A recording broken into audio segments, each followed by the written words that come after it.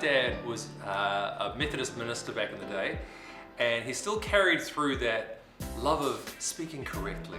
My dad looks a lot like me, or I probably look a lot like him, except he's got more hair on top and less hair around here. Well, I got my curly hair from my dad, so my dad had good curly hair.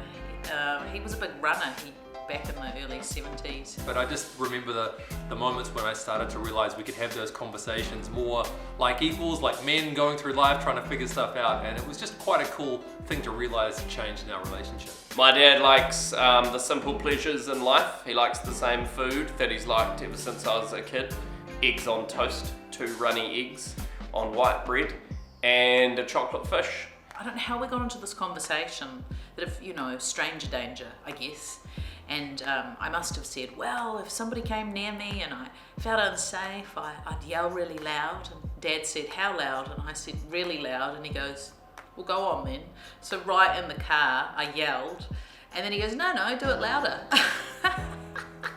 So my dad wanted to get a bread maker. So my brother-in-law for Christmas got him a bread maker, and then he never used it once, and it just sat in the cupboard for an entire year. So my brother-in-law snuck into his house, stole it, and re-wrapped it up and gave it to him again the next year for Christmas. And he unwrapped it and he was like, a bread maker! I've always wanted a bread maker.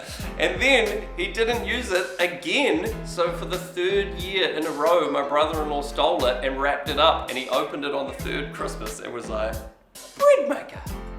I've always wanted a bread maker. I think the best advice my dad ever gave me was not to give me any advice. I've always been keen to find my own path through the world, and I take it as quite a compliment that my mum and dad, but dad in particular too, just learned that I was probably going to make the right call, or I was going to get there somehow, and it was better for me to step out and try things. And so I always had a sense that he supported my overall capacity to deal with stuff, even if I made the wrong call in the moment.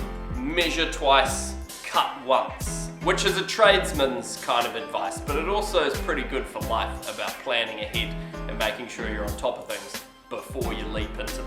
Happy Father's Day, Dad. It certainly wouldn't be here without you. Love you, Dad. Thanks for raising me. I love you, Dad.